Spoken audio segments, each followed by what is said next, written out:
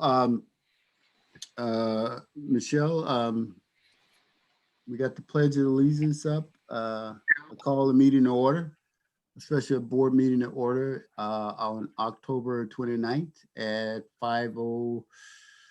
5:03, and I think we have roll call first. Roll call. Okay, Director Bernstein, Present. Director Crawley, Present. Director Solano. Rob, he's there. He's probably on mute. Rob, you there? I'll come back to him. Director McLaughlin, Present. and Director Jones, Present. I'm here. and Director Solano, you're here? Director, Rob Solano's here. thank Okay. you. Okay, can we stand for the Pledge of Allegiance? Okay. I pledge allegiance To the flag of the United United States States of America, of America, to the republic for which it stands, stands One nation. one nation, under Under God, God, indivisible, with liberty, liberty and justice for all. justice for for all. all. Steve, I heard you. Too slow for me. Got to move fast here. Oh, you gotta savor the moment, Steve. That's what it's all about. Play ball. Play ball. You may not be able to get to it Play again. ball. Hey, Steve. All right. Robert? Somebody call my name? Okay. So next item on the agenda is public comment number 1. Do we have any speakers out there, Michelle? I don't. Hang on 1 second, please. We do have 2 speakers. We have Lynn Bramlett first. Give me 1 moment to allow her to speak. Lynn, you're good to speak if you want to do so. Certainly, directors, can you hear me? Yes, I think we can. Yeah, we can hear you. Oh, good. So I have concerns about this grant proposal, and the first is the process. The Cal OES released it on the RFP on November 9th. The deadline is tomorrow. You're seeing it today. It makes it hard for you to do anything but agree. And I didn't read in the staff report any attempts to get input from the city of Menlo Park, East Palo Alto, the county, the Ravenswood Family Health Center, which is listed in it, in terms of what they would consider the priorities. So I think the process missed an opportunity to strengthen collaboration, and I think they need to be consulted. I did alert Mayor Taylor to this, and I'm pretty sure it was news to her. So I recommend that the FAR board, advocate for a different kind of a process. I'm a little concerned too about the products chosen because the grant description said priority funding would be given to the use of or acquisition of low or no emissions power solutions. Whereas the generators chosen, this is just based on my going to the website of the manufacturer, appear to be either diesel or natural gas powered. And then it also said that priority funding would be given to proposals that show a benefit to disadvantaged communities. And there was a big list of things that were possibilities that, Mayor Taylor, for example, I can't speak for East Palo Alto, would consider higher priority in her district. So I just don't see enough benefit there. I do also want to point out in the narrative, so the Cal OES did ask for some very specific information, including details of the Menlo Park and East Palo Alto emergency plan as it pertains to power outage. They were to detail the portion of the emergency plan that includes power outages, or an attestation that power outages will be included the next time the local government revises any portion of the plan. So Menlo Parks is out of date. The most recent version it shows a completion date of January 2011. The available copy also ends at page 61, although the table of contents shows it going to at least page 151. So I don't think power outages are included, in the current emergency plan, but it was missing, plans to include it in the future. So I have other concerns about the narrative. I think more review would have helped it, but my main concerns have to do with the process and if the products chosen really would be the highest priority, just speaking for Menlo Park. Thank you. Thank you, Lynn. Michelle, you said there was You have- someone else?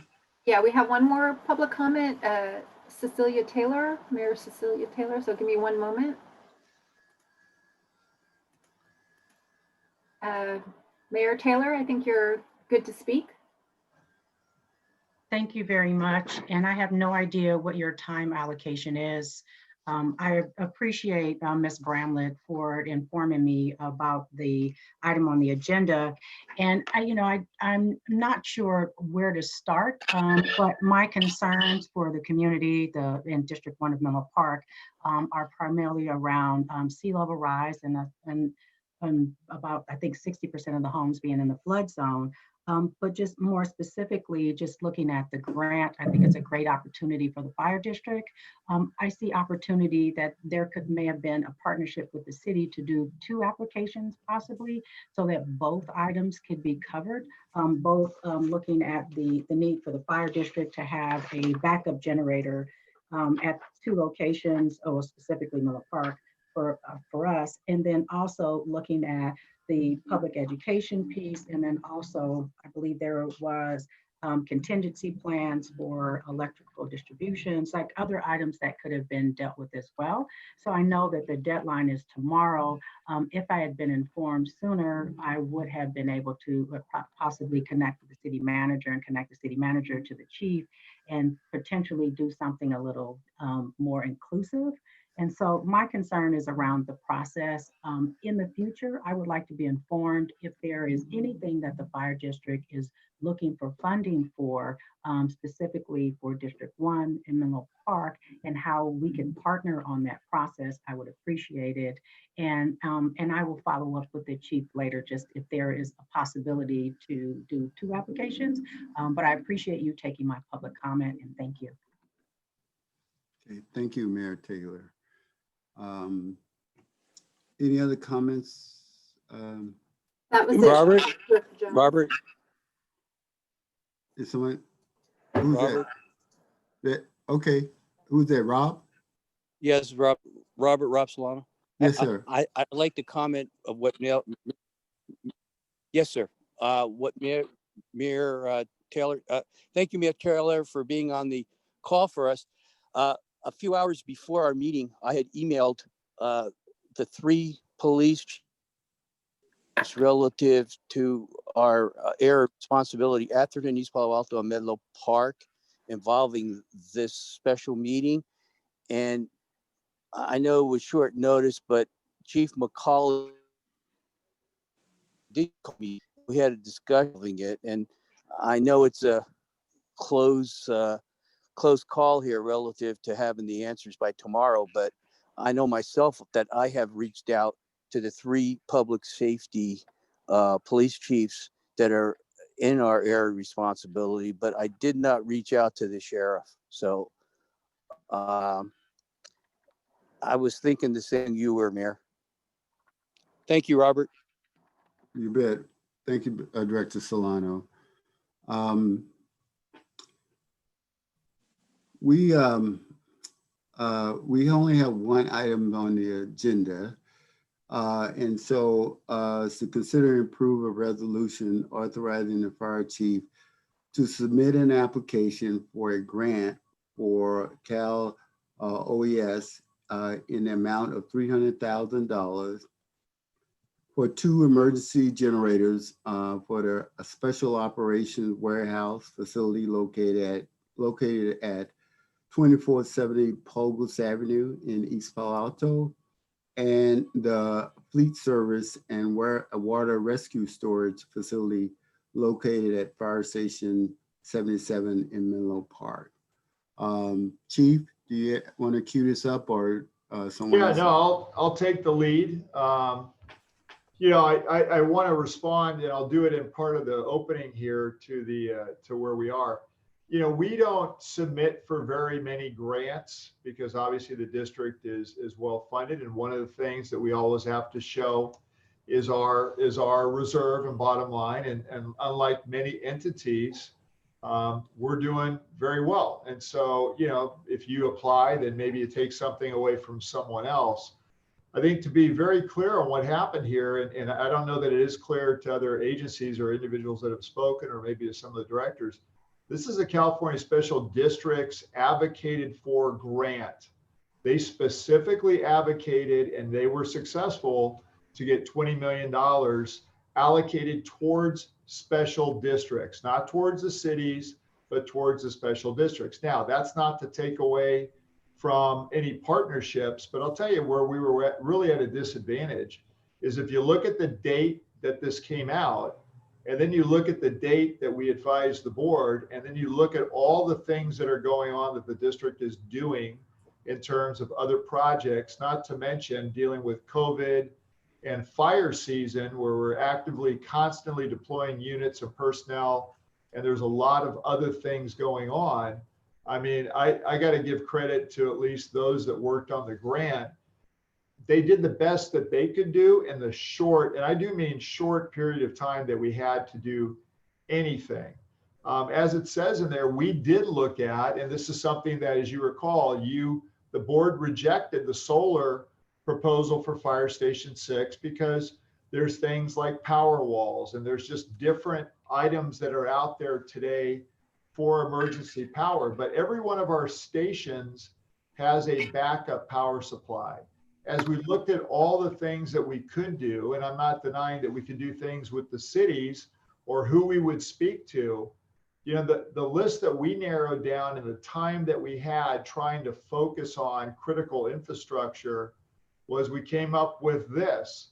And partially how we did that was we looked at what was in play for Fire Station 4, which was the backup generator up there. And yeah, that's diesel. One of the reasons we put diesel is because we can also cross fuel our engines so that if there is a large disaster and over time, not only can we power the buildings, but we can also use the diesel to fuel the apparatus. And what happens by using the diesel to fuel the apparatus, you also prevent stagnation of the diesel fuel within the system of those generators so that you're always replenishing and refreshing the diesel, which is a stability and other issue like water getting into it and so forth. So yeah, I'm not going to say that there's other things that we couldn't do, and I'm not going to say there weren't other entities that we could have collaborated with. But I think when I did go to the OES website, the other 30 million, as I understand it, is available to the cities. So I don't know if that's a revelation to them. It was kind of a revelation to me that CSDA was going to be successful here. And I know there's a lot of entities that are scrambling to put anything in. Now, in special districts, as you know, we're unique because we're in a small subset of fire districts. But the enterprise districts, for sure, I don't know if they got professional grant writers or what, but the enterprise districts, I'm sure, are going to jump on this. The other limitation is here is that it's $300,000. So, it's not as if, you're competing for an unlimited amount of money, but you're competing for a specific amount of money up to 300,000. So, we made a decision looking at what the amount was. We looked at vehicle chargers. We're not really there yet. We can do that on some of the projects. We looked at solar for some of the stations. We have it or we don't have it, but based upon the last time that we did that with the board, that was not successful. There's a lot more work that needs to be done there. I did contact the county's new group and asked specifically for help. Unfortunately, they were not able to help us since they're expert in some of these types of devices like power walls, electric chargers, and so forth. We did look at the enhancing plans, but remember, if you enhance plans, it's not your plan, it's the city's plans where a lot of these shut-off issues are located. So, there really wasn't the time to collaborate with every one of them. I don't see that as a bad thing going forward. Certainly that's something that needs to be done. but there just wasn't the time to do it. And then I'm not so sure, again, as a fire district, it's not that we couldn't or shouldn't do it, but again, special districts carved out money for other special districts. Your association did that for you. So like I said, there's another 30 million. I have not investigated, what their timeline was for this $50 million grant that I believe the cities can all qualify for. So I don't know if they're on the same deadline as us. We didn't get into that, but this is our proposal. We have turned down grants before. We don't have to do this. We've turned them down when we've received them and said, no, we're not going to do that. So again, it's completely up to the board. I don't like the timeline. I don't like having to do it the day before. It does feel a little bit rushed, but I think for what we could do and what we're proposing, these are solid proposals for facilities today that don't have backup power. And in the world of power, let me just say this, I have serious concerns about what the state is doing, because whether we all agree or disagree, we end up being put in compromised positions today, not because of storms or disasters, but because we're moving a certain direction. There simply isn't the bandwidth, obviously, to support, some of the green technologies that people are asking for without some traditional reliable sources of power. So, I'm aspirational too. If you remember, we talked about an electric fire truck, and I think that is the way eventually we will all go. But infrastructure and core infrastructure is a key. So what do I mean by that? We have two facilities here that don't have backup power currently.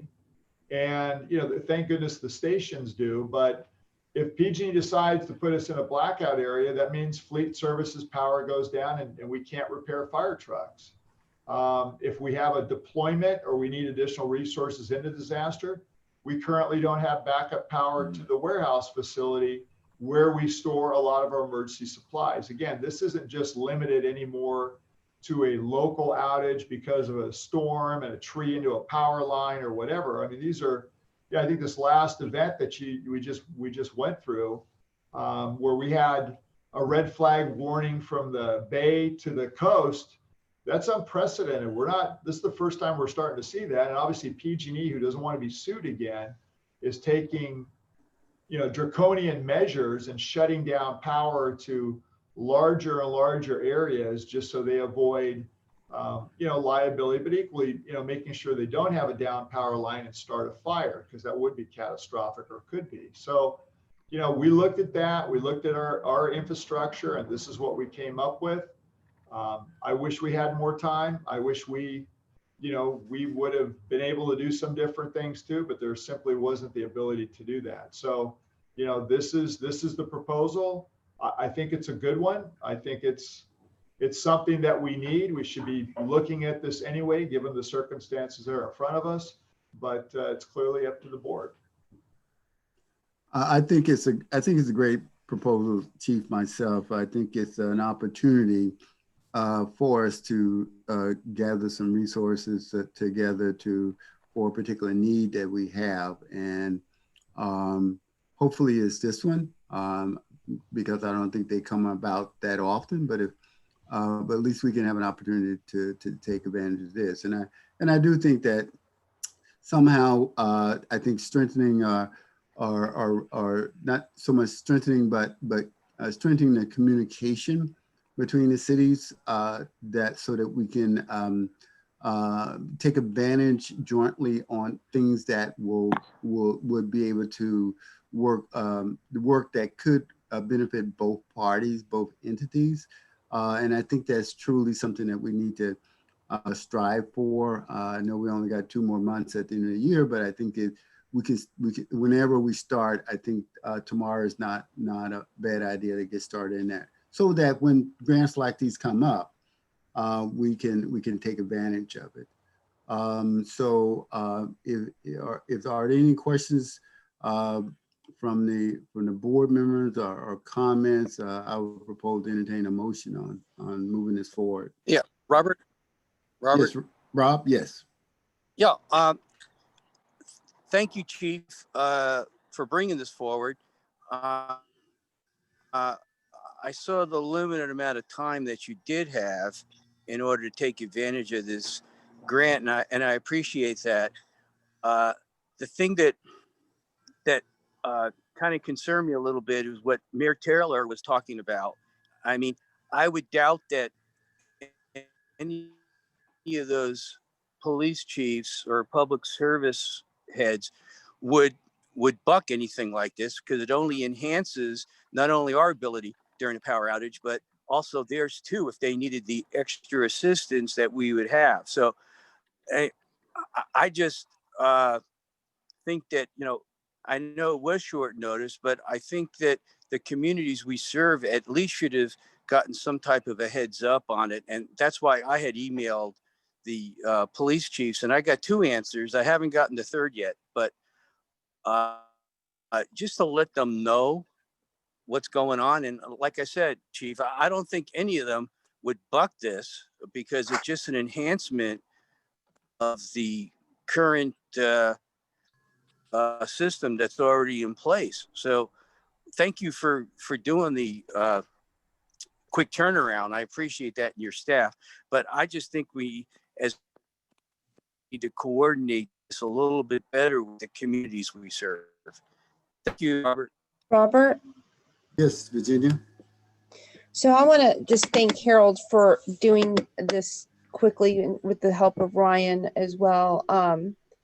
The situation that Harold brought up with regard to CSDA, I mean, this was short notice on their part, so it's not like there was a lot of turnaround time that we had. I do think that given the power shut off, the PSPs, that it's important for us as a fire district to be prepared. I think that our constituents, I mean, which include the residents in all of the cities, they expect that of us. They expect us to be prepared. They expect us to keep their neighborhoods safe. I agree that, better communication would be ideal, and we should strive for that, as Robert has said. But I also think that if we pass up this opportunity, we might be passing up a situation where we can enhance our safety to the entire fire district.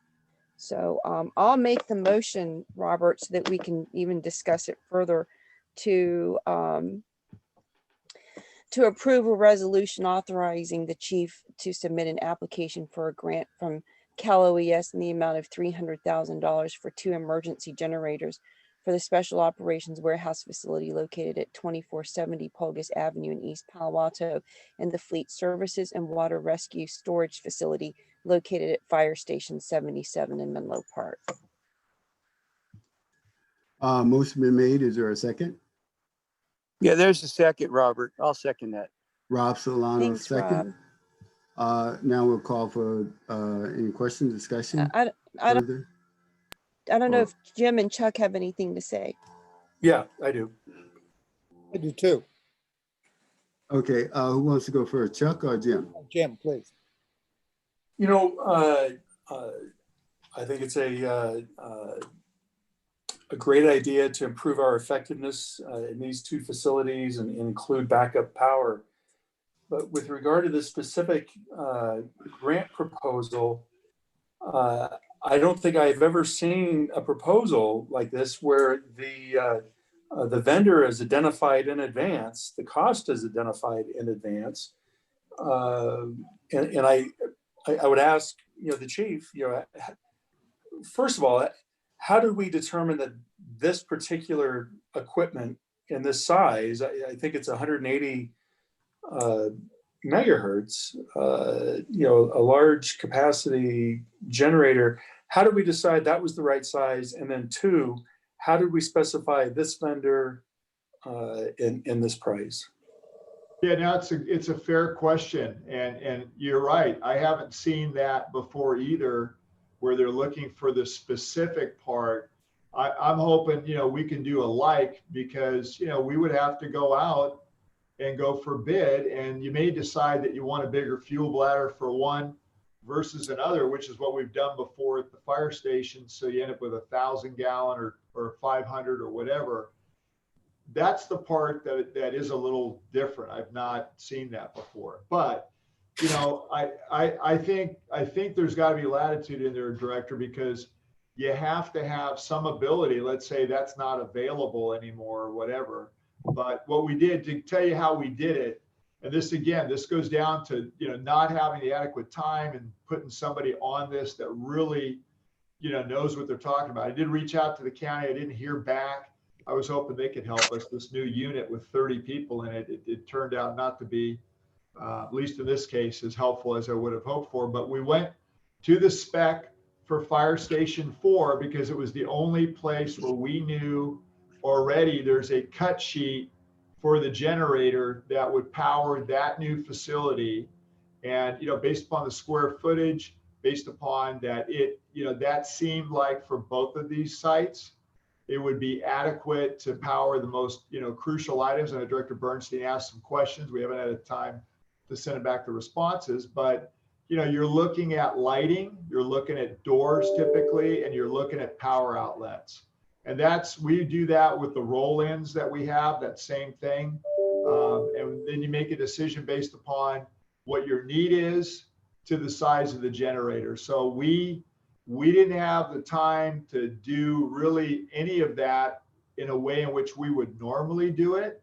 And so what we did is we went to look at the most reasonable, what we thought option, which was the Fire Station 4 bid documents that we've already got prepped with a specific specification, which doesn't mean if the contractor bids it, you're going to get that exact one. It could be a like or something like. So that meaning that vendor and that model. And that's why we put that down, because it was the only place that we could find something that was close to what we feel would be adequate for both of those sites. But does that mean that we've already decided we're going to use this vendor, this equipment for No, Station because 4? you'd have to follow your procurement process. So Right, so I guess, but that's where I'm confused. Why aren't we following the procurement process in this instance? I think because we require, so Director Bernstein asked us too, it required bids.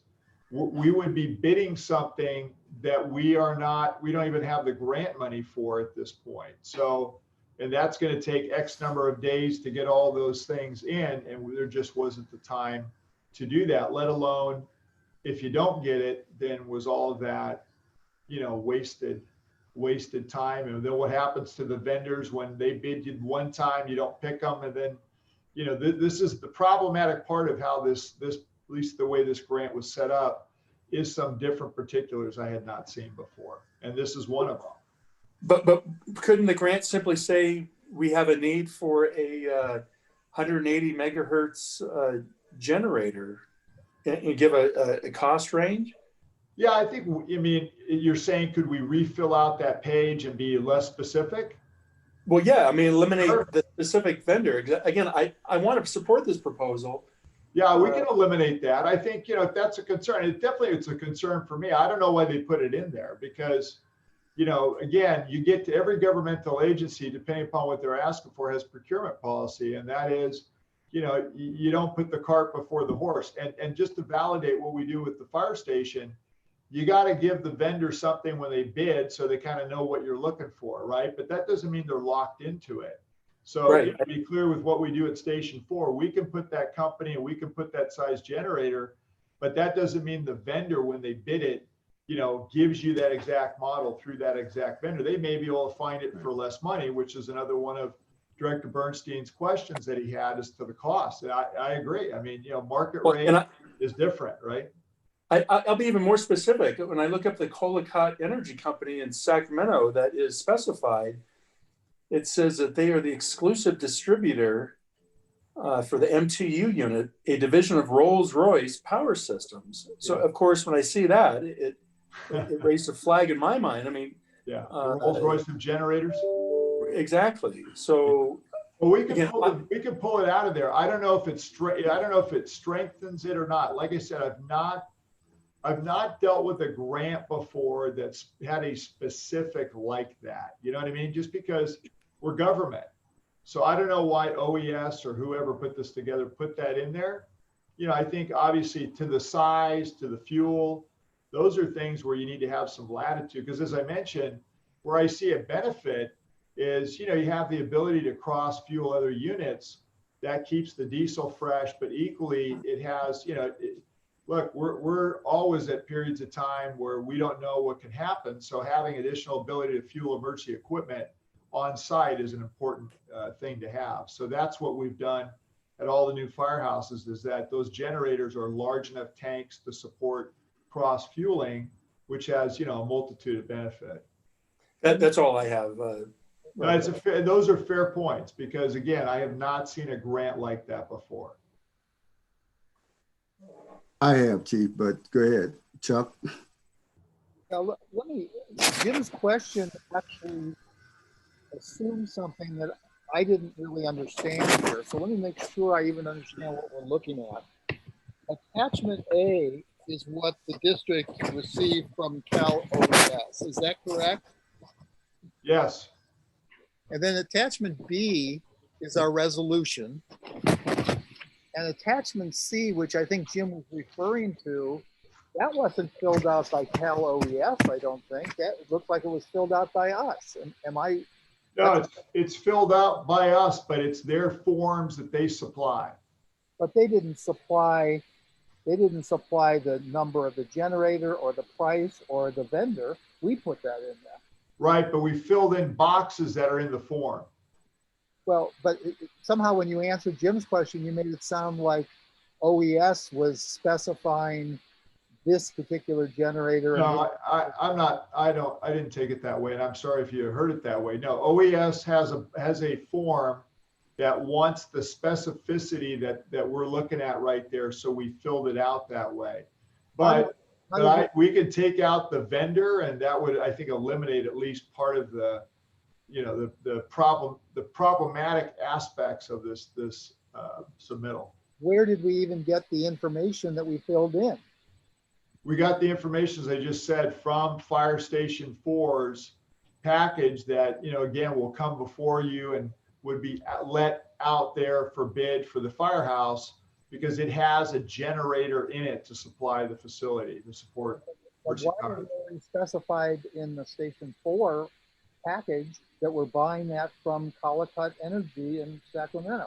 Right, but that's when a vendor comes in to bid that package, they're allowed to have a like. So all that is a guidance document. That's why we used it. We would not normally specify or hold them to it had to be that vendor or that particular That's unit. not my question. Where did we even get the name Collicut Energy? Did we get that off the internet? Did we just make it up? I mean, where did that? No, you have to show when somebody's going to bid, you have to give them something, right? Like a cut sheet that says it's a specification for windows. So I'm sure that's from a vendor that does windows. In many cases, they can go like, or they can go to that, but you have to show them something. That's what we went to, because it seemed to be the easiest place to find it. That's not the question I'm asking. I'm trying to understand. We put in that name, Collicut Energy. Where did we get that name? From John Hitchcock, from the bid package for Fire Station 4. And so how did that even get in the bid package? Wouldn't we have like, I mean, there's probably 10 vendors that would sell this unit. Yeah, I don't know if that was if that's the company that we have working with us. I don't know if it's the architect that put that in. I just know that's what we went to go look at, because it seemed to be at least a reasonable like for like, and it was, the easiest, quickest way to figure out what is a generator cost, and to the size that we're looking at, what's a reasonable parity. Okay. Is there any more questions, Chuck, you have? Yeah, I have a bunch more. I'm sorry, I do. Oh, you got, if you can take the rest of your 5 minutes, that would be great, and answer your question. I'm going to ask all the questions I have before I vote Well, on. go for it then. You got 3 minutes left, so until we rotate to somebody else. Okay. So is the idea that this will simply be used to power the facility? Is that the idea? That's correct. Okay. and they're diesel. The calculations that I saw were that this kind of a unit would have perhaps 3 hours of running time. Is there some reason? I mean, that doesn't sound like much for an emergency. Is there any planning for how much time we really need and how much fuel that would take? Yeah, and we've done that at both 6 and 2. So station 2 has 1,000 gallons, station 6 has 500 gallons. And that's also used to fill the fire apparatus up. And so what we always look at for the generator is run time based upon the load. Station 2 is obviously a much bigger station with more people in it. And station 6 is a smaller station with less people in it. So what we also, when we specify, and this, I don't know that it came across, but we're looking for 5 to 7 days on standby power. And those generators with those size fuel bladders, if kept, topped off, because they also, again, can fuel the apparatus. So there's triggers as to when we get fuel. Those can supply the facility with power for up to 5 to 7 days. I see. So what you're saying is that this proposal, if we got this, it would run for 5 to 7 days and some sort of normal usage basis. Right. Here's what's missing, but it's hard to do in the time frame. So you'd have to do a load analysis, right? Which is what we do on the firehouse. So what lights, what outlets and doors and other things. And then once you do that, you can figure out, how much. And then based upon, and again, this is not me, this is probably an electrical engineer. Then they look at how long on runtime, how much fuel draw, and then how big a fuel tank. And if you add in fueling for apparatus, then you need to add to that. That's what we did at 2 and 6. So we're familiar with how to do it, but we don't do it. But it required more time to get to that, and we just don't have that time. The main concern, and let me say, I want to support this also, but the main concern I have is the noise factor. Less so out in East Palo Alto because we're surrounded by businesses. Right. But at station 77, we don't care about our Niggas don't matter. nearby. These things make a terrible, terrible racket. Yeah, so 4, I saw that comment about station 4, just know we've made it through all the approval processes with the county and including the neighbors. So at this point, I don't recall there's also sound packages, to your point. So that's insulation on the generator, how thick the doors are, all those different things are factored in there. I know that maybe this is one of the reasons why it's the Rolls-Royce generators, at least specified, is because it's a quieter running generator. That is a factor, and that generator at 4 sits behind the building by the residential area there. So I think that's part of this whole cost issue, is the sound deadening or the efficiency of the generator in terms of how much noise it makes. Would these generators be on skids or movable, or would they be on a fixed location? So they're skid mounted, and then the skid it sits on an above ground fuel bladder, and then it's typically bolted into the ground with like some shock absorber spring mounting for earthquakes, so it can move around and not be damaged. We do have rolling generators.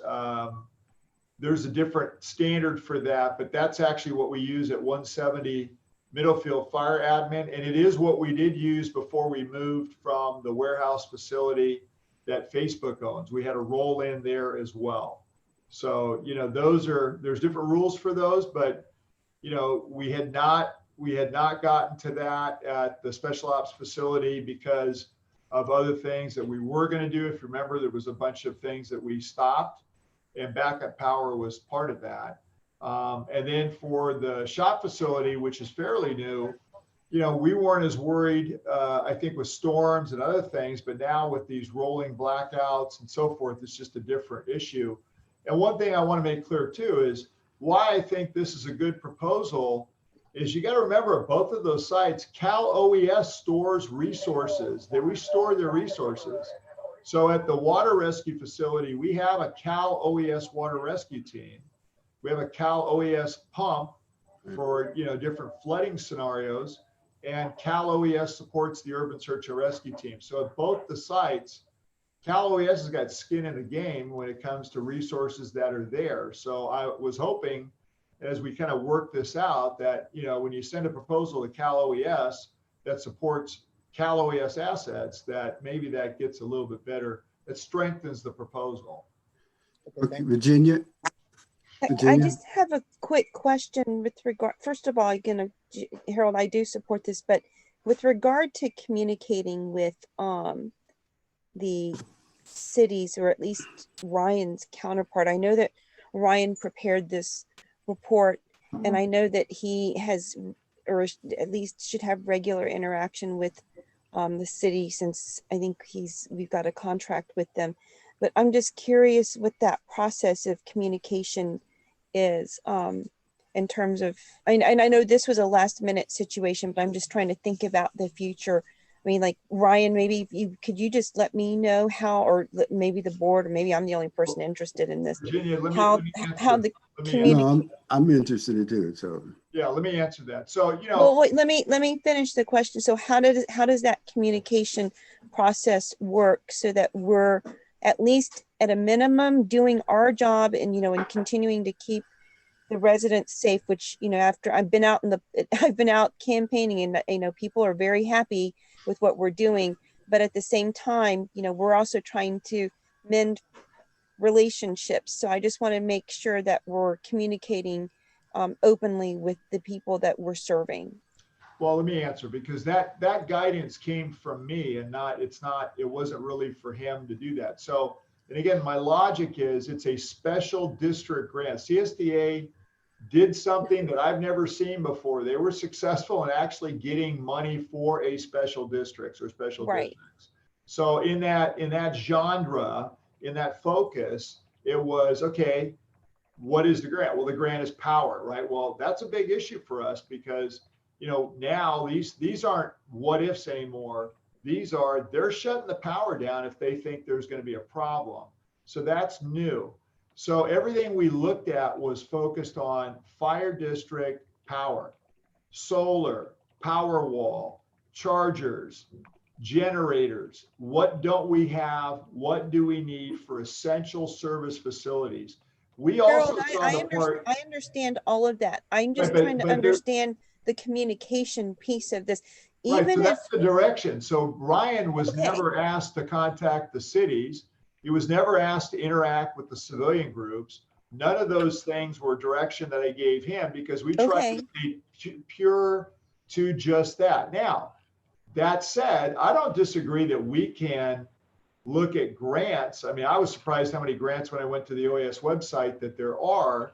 And certainly, I don't know if the cities know, like I said, maybe the follow-up on this will be, there's another 30 million that apparently the cities can apply for. So I'm a little surprised that they're surprised, because I'm assuming that maybe they got the same deadline, maybe they don't. I don't know what the cities are going to get out of the allocated 50 million.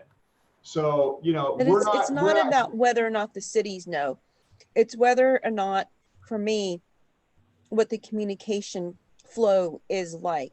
Well, that was the flow. So, again, it wasn't to try and exclude anybody. It was. No, I know. But even just to keep people informed. I mean, this is what we're doing. We think this is going to be helpful. And this is an opportunity that we want to take advantage of. And here's what we're doing, just to keep you apprised of what's going on. And I'm not trying to be critical of Ryan. I'm just trying to understand what that flow should be or is, and what can we do to improve on it. And I know this is at the very last minute and all of that. Right. If you want to be critical against me, because I. No, I'm not being critical at all. I'm just want to make sure that we're keeping the communication as open as possible, because I know that we're trying to, continue to have to build our relationships with the cities that we're serving. That's all. I'm not trying to be critical at all. I just want us to understand that. I understand that the cities what their concerns are, but also that we share residents whom we serve. There's an overlap, But at the Yeah. same time, we serve the cities and we should just let them know, this is what we're doing too. Well, we work with the cities. I mean, I learned a lot the other night about power charging stations from listening to the city council meeting, which it wasn't like we were invited or we've been involved, but I think there's things that we could do together, which is typically why I watch those meetings. So, I think it's always a two-way street. And I don't think we didn't Agree. we tried not to exclude anybody, but we were laser focused on, with the time, what are the critical things that we could do? And this is what we settled on. There's no doubt. I think Right. the earlier comments about public education and plans. The problem you have there is that's not a district function. That's a city function. So now you got a special district grant coming to a district to go to a city. I don't know that that's exactly what CSDA would have intended. I think those are all great things. And I think those are things that we can do separately. And, maybe there is some room to bring in somebody that does grants and looks at all this stuff that's coming down the pipe, if it applies to, multiple entities. I mean, there are entities And that I'm do not that. trying to be critical, Harold. And I agree that the city should kind of work with us too. I think I've made that statement pretty public before where, when you want to, if the cities really, and I do think they care, but sometimes they just forget, again, we serve the same population. And if they really care about fire safety, they should bring us in. And I believe that they do, but we can both do a better job of collaborating. And that's all I'm saying, that we can also take the first step. And I understand that it was timing and I saw this, I think CSDA sent these messages out too. So I get that there's a timing issue. I just want to, we have, They're hoping people apply. I think part of, I think I'm I done think with my most- comment. yeah, I think part of most grants, and I'm sure all of you, some more than others, have written grants before. And if there's a short timeline, oftentimes, if it's specific to a particular item or area that you want to focus on, you laser on that and you go for it. I think the broader question that you brought up, Virginia, and I think part of something that I've heard before, that, I think if we have had a better working relationship with the cities, I think a lot of that could, we could share information as it come through, but I'm sure the city, someone in the city receive information about grants as well. So it runs a two-way street as well. And I think I agree. as we begin to try to move closer in a relationship with the cities, hopefully we can get better at looking at those grants that we can jointly go after together. And if those grants, as grants come down where we just focus in on just the fire district, we should take advantage of it while we can. And sometimes it's I not agree. necessary. I'm not laser targeting this on any one of us, but just as a general thought and practice that we need to get into, because each grant's going to be a little different, and we got to focus on it. And there could be a lot of problems with them, but also there can be a lot of benefits. So, Well, that I agree, Robert. That's why I wanted to make the motion. I think we should go for it. if there aren't any more Robert? questions, I think Rob, you have Robert? another question. I just have one comment. I second Virginia's motion. So the thing I want to add here, at 3:36, I sent an email to one commander and two police chiefs, one of Atherton, one in East Palo Alto, one in Menlo Park, and I got responses within an hour and 40 minutes. Okay, so I know it was a short turnaround time, but the excuse that there was a short turnaround time for this grant, these agencies should have at least gotten a heads up. And people say that we're going in the weeds operationally sometimes, but this is a perfect example where I sent an email at 3:36. I just got my last one at 5:48. So it's about 2 hours, and I got all the three people to answer my email to involving our special meeting today. So 2 hours is a reasonable time, and these people want to work with us, Robert. And that's just a perfect example that they do want to work with us because they answered my email. So what is your email about, Rob? Again, I didn't hear. What was your email yeah, I state? sent an email Uh-huh. with the agenda item that we've been discussing here today. And within less than 2 hours, I got a response from the 3 chiefs that are at East Palo Alto, Menlo Park, and Atherton. Did they So I know know it about, was a short turnaround time, but did they but know about the whole I got grant? an What it answer was within geared- 2 hours. Did they know about the grant that was generated? I mean, what the No, they didn't. Okay. I mean, it would have been helpful in the email to send it out, and then they may or may not have responded at that I point. sent it, Robert. The agenda item Robert, is a I little sent different, them. than. Can I please speak, Sure, Robert? absolutely. I'm Okay. sorry for interrupting. What I did was I sent them the agenda item, consider and approve a resolution authorizing the fire chief to submit an application and so on, okay, which is on our agenda.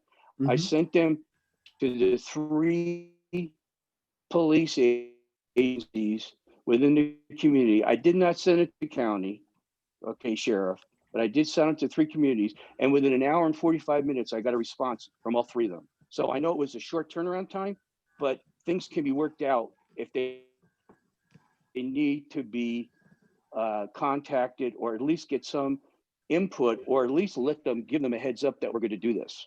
So I understand it was a short turnaround time, but it can be worked out too. So thank you, Robert. Can I ask a clarifying question? Because so I understand the police chiefs can be contacted, but are we asking for a letter of support, or is this, or were you thinking that we were going to involve them and ask for something different? I guess I'm a little confused as to what the direct benefit will be. Well, the direct benefit is, Harold, is that it's the 3 communities that we serve, and they're the supposedly lead public safety officials of those agencies. So do you think something like this would be something that they want to know about? You think? To be honest, no. I didn't even. Do you? I didn't even Why think should about they? Do you know? Why should they? I mean, this has to do with something entirely different. I mean, this is if maybe I'm missing something here, and I do miss things. Did you Rob, did you just can I listen finish, to the Rob? Can I did you finish? just listen Rob, to can the I mayor of Menlo Park? Yeah, I talked with the mayor before she got on the phone. I understand what she's Okay. talking All about. right. But what I'm trying to enlighten you at this point is about a grant that was sent out. You can send it out to whomever you want if you don't specify specifically what the grant is for. You know, it may or may not apply to you. It looks good. This looks good. Oh yeah. If you ask them, do you want to be? Can you get an endorsement for that? Oh yeah, they can do that. Yeah, it probably won't take any time. But getting them to want to be a part of that grant or putting together generators to go in the fire district, I'm not sure how that really applies to reaching out to them for.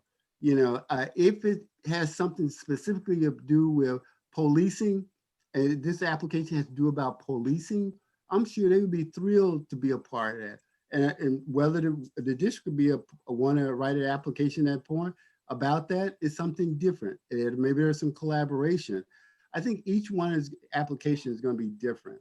And I think we need to allow the discretion to take place in terms of with our fire chief, the man of operations here, to decide which grant that he thinks would be appropriate. If there's a grant out there that each one of you feel like is necessary for the district to go after, you need to let him know so he can figure that out.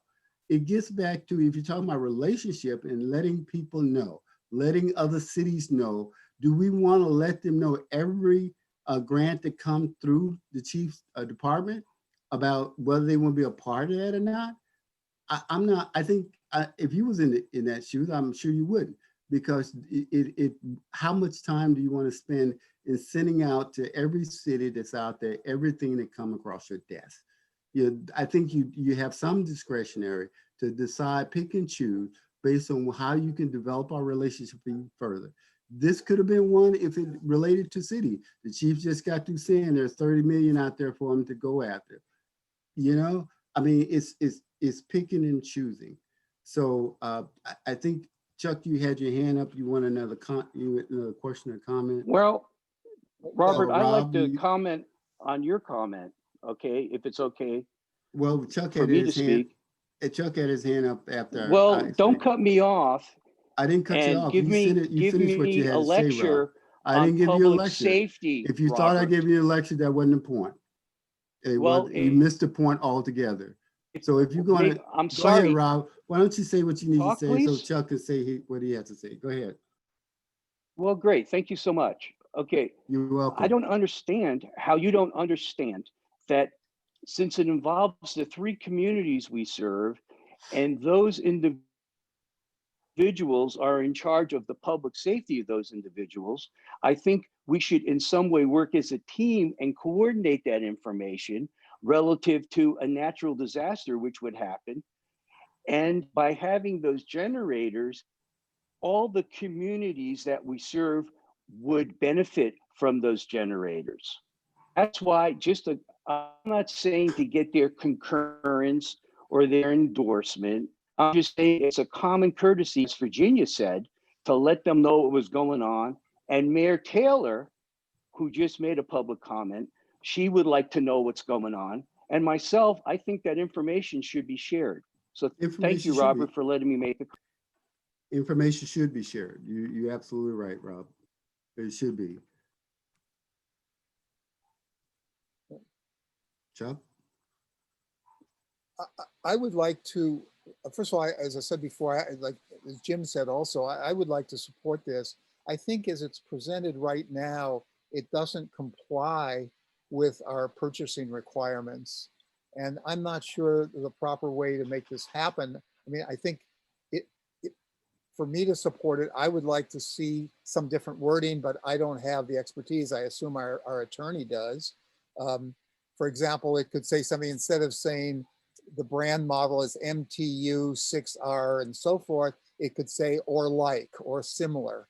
And for vendor, said to be determined by, normal procurement. Competitive bid. Or something of that sort. Yeah, we'll add that, Chuck. I think that's a good point out of this meeting. Good point. I think it's a fair point. I mean, again, we're just trying to fill the box, but understanding that we don't want to be limited or held, to that because it could be something different. But I think, again, as I was explaining to you, this is probably because it's such a sound deadening unit, but that doesn't mean there's not other companies that don't do this. So, we'll do that, just so you know. I'd like to just make an amendment that we submit it in so that it adheres to our procurement requirements.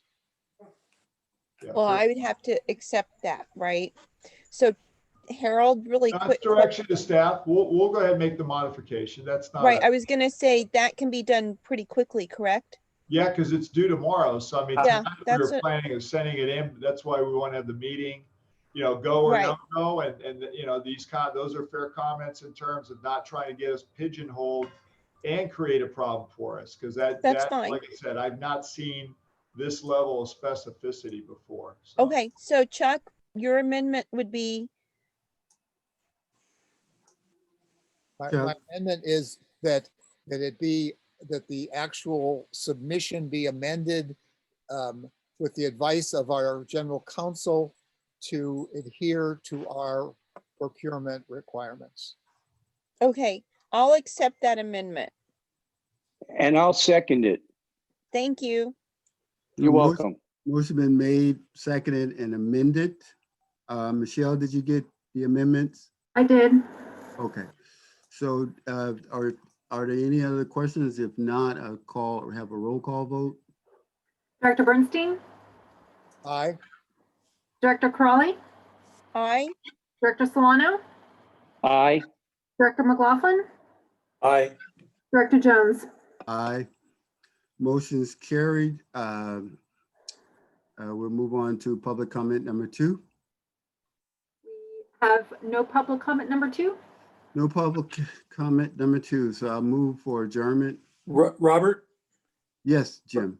Yeah, if I may, we concluded, well, we took a recess from our committee meeting, and I just got a message from Michelle saying that we will not be able to return to that site, the Zoom site. So I need some direction here, perhaps from Steve.